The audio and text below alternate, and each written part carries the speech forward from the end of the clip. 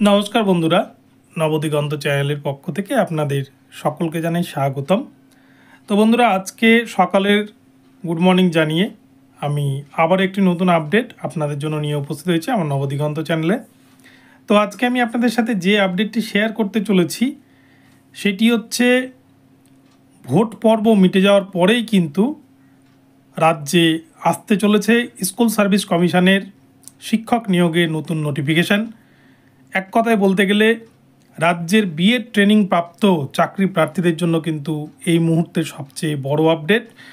তো আপনাদের সাথে এই ভিডিওতে আমি বিস্তারিত আলোচনা করব এই বিষয় নিয়ে। তো আপনারা সম্পূর্ণ ভিডিওটি স্কিপ না করে প্রথম থেকে শেষ পর্যন্ত দেখতে থাকুন।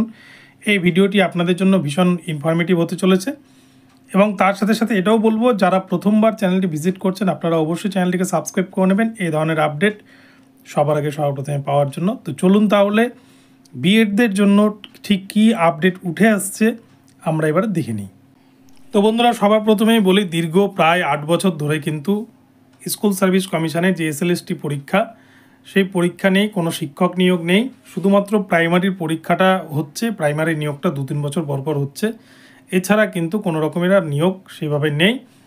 রাজ্যের লক্ষ লক্ষ বিএড চাকরি প্রার্থী তারা কিন্তু ভীষণ অসহায়, ভীষণ অনিশ্চয়তায় দিন কাটাচ্ছে। পার্শ্ববর্তী রাজ্যে পাড়ি দিচ্ছে লক্ষ লক্ষ বিএড চাকরি প্রার্থী শুধুমাত্র একটা চাকরির আশায়। আপনারা দেখেছেন কয়েকদিন আগেই কিন্তু আমি আপনাদের একটি ভিডিওতে দেখিয়েছিলাম যে পাটনা স্টেশনে কিভাবে পশ্চিমবঙ্গের ভবিষ্যৎ শুয়ে রয়েছে। শয়ে শয়ে ক্যান্ডিডেট তারা কিন্তু পাটনা স্টেশনে শুয়ে রয়েছে একটা ত্রিপল পেতে। তো ঠিক এরকম ঘটনা কিন্তু পশ্চিমবঙ্গে ক্রমশ হয়েই চলেছে এবং এর মধ্যেই 2016 সালে যে লাস্ট স্কুল সার্ভিস কমিশনের পরীক্ষা হয়েছিল, সেই পরীক্ষাও বর্তমানে সুপ্রিম কোর্টে বিচারাধীন বিষয়, সেটাও কিন্তু চ্যালেঞ্জের মুখে রয়েছে। এখন সুপ্রিম কোর্ট সেই পুরো প্যানেলটাকে বাতিল করবে নাকি সেখান থেকে যারা অযোগ্য শুধু তাদেরকে বাতিল করবে, সেটা এখন বড় প্রশ্নের মুখে।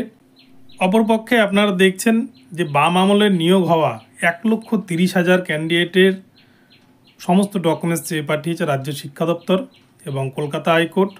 অর্থাৎ এক কথায় বলতে গেলে রাজ্যের 30 বছর আগে থেকে এই 2024 সাল পর্যন্ত যত শিক্ষক নিয়োগ এবং অশিক্ষক কর্মী স্কুলগুলোতে যত স্টাফ নিয়োগ করা হয়েছে, তাদের কিন্তু নতুন করে আবার ডকুমেন্টস যাচাই পর্ব শুরু করেছে রাজ্য সরকার এবং কলকাতা হাইকোর্ট। তো এমতো পরিস্থিতিতে যদি অযোগ্য শিক্ষকদের চাকরি সত্যিই বাতিল হয়ে যায় বা বাতিল করে ইতিমধ্যে সুপ্রিম কোর্ট বা কলকাতা হাইকোর্ট, তাহলে সেক্ষেত্রে যে স্কুলগুলোর কি পরিস্থিতি হবে সেটা আপনারা নিশ্চয়ই বুঝতেই পারছেন। যে এমনিতেই কিন্তু অনেক স্কুলে দেখা যাচ্ছে যে আংশিক সময়ের শিক্ষক দিয়ে উচ্চ বিভাগের অর্থাৎ একাদশ দ্বাদশ শ্রেণীর ক্ষেত্রে ক্লাস চালানোর ব্যবস্থা করছে সেই স্কুলের হেড অফ দ্য ইনস্টিটিউশন, কিন্তু তারপরেও দেখা যাচ্ছে যে সেই নোটিশ বা আংশিক সময়ের শিক্ষক যাতে কোনো স্কুল শিক্ষা দপ্তরের অনুমতি না নিয়ে নিয়োগ না করে, এই বিষয়ে কিন্তু রাজ্য সরকার একটা নোটিশ জারি করেছে। তো এই প্রসঙ্গে আমি বলি যে একটা সময় ছিল যখন কিন্তু 1998 সাল থেকে 2010 সাল পর্যন্ত প্রতিনিয়তই শিক্ষক নিয়োগ করে গিয়েছে বাম সরকারের আমলে, কিন্তু তারপরে দেখা গিয়েছে যখনই বাম সরকারের পতন ঘটলো, তৃণমূল সরকার এসছে, তারপরে কিন্তু আমরা প্রথম 2014 সালে একটা এসএসসি দেখতে পাই এবং তারপরে 2016 সালে লাস্ট এসএসসি হয়। আর কিন্তু কোনো এসএসসির পরীক্ষা হয়নি, দীর্ঘ 8 বছর হয়ে গেল। এবং এই মতো অবস্থায় 2016 সালের পুরো রিক্রুটমেন্ট প্রক্রিয়া চ্যালেঞ্জের মুখে, যেখানে 25,753 টিচিং নন টিচিংয়ের চাকরি বাতিল করে দিয়েছে কলকাতা হাইকোর্ট।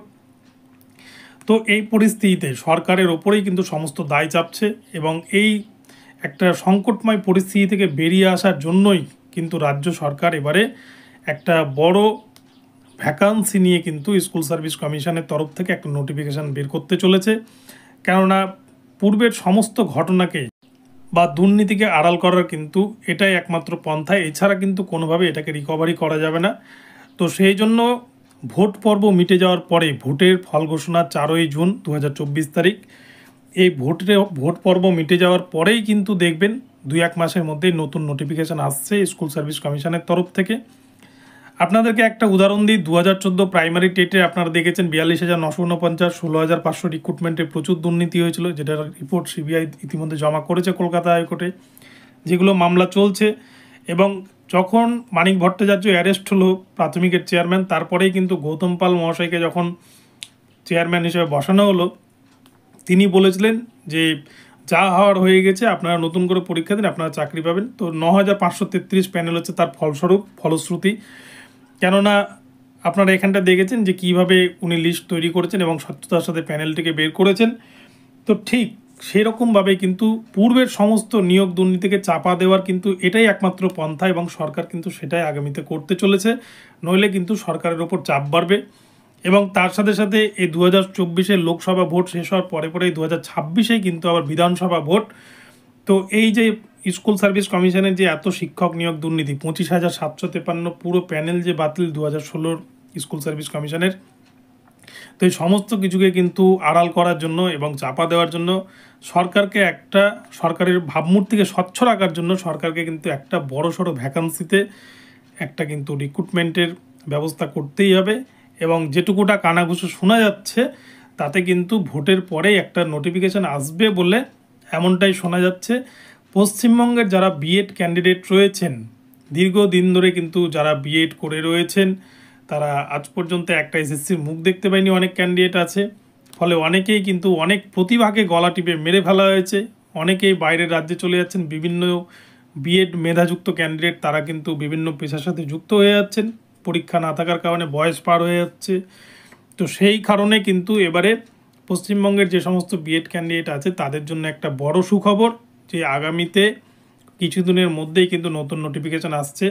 তাই আমি বলবো, যাদের লক্ষ্য স্কুল সার্ভিস কমিশনের এসএসসি বা এসএলএসটি পরীক্ষা, যাদের শিক্ষক হওয়াই জীবনের একমাত্র লক্ষ্য, আপনারা কিন্তু আপনাদের প্রিপারেশন চালিয়ে যান। কেননা যে প্রিপারেশন চালায় বা যে সফলতার স্বপ্ন দেখে সেই কিন্তু জীবনে সফল হতে পারে। তো সেই জন্য হাল ছাড়বেন না, আপনারা কিন্তু এগিয়ে যান। নোটিফিকেশান কিন্তু আসবেই 2026-এর, যেহেতু বিধানসভার ভোট আছে। ভোটের আগে কিন্তু সরকার তার ভাবমূর্তিকে স্বচ্ছ রাখতে একটা স্কুল সার্ভিস কমিশনের বড় পরীক্ষা নিতে চলেছে, এবং সেক্ষেত্রে কিন্তু অনেকেই 2026-এর আগে শিক্ষক হতে পারবে, এটা আশা করা যায়। আর এছাড়াও যদি 25,753 যে শিক্ষকের মামলা, শিক্ষক অশিক্ষক কর্মী যে মামলা সুপ্রিম কোর্টে আছে, সেখান থেকে যদি অযোগ্য 10,000 শিক্ষকেরও চাকরি চলে যায় সিবিআই লিস্ট অনুযায়ী, তাহলে কিন্তু দেখবেন যে সরকারকে তৎপরতার সাথে নোটিফিকেশান বের করতেই হবে। কেননা না হলে স্কুলগুলো কিন্তু বন্ধ হয়ে যাবে, স্কুলগুলোতে ক্লাস নেওয়ার মতো টিচার থাকবে না, গোটা রাজ্য জুড়ে একটা অরাজকতার বিশৃঙ্খলময় পরিস্থিতির সৃষ্টি হবে। সেই জন্য আমি বলছি, নোটিফিকেশান কিন্তু খুব শীঘ্রই আসছে। যারা শিক্ষক হতে চান আপনারা কিন্তু অবশ্যই ইমিডিয়েটলি প্রিপারেশন শুরু করে দিন। নোটিফিকেশান আসার পর কিন্তু সেই প্রিপারেশন হয় না। তো আশা করি আপনাদের ভিডিওটি ভালো লাগলো।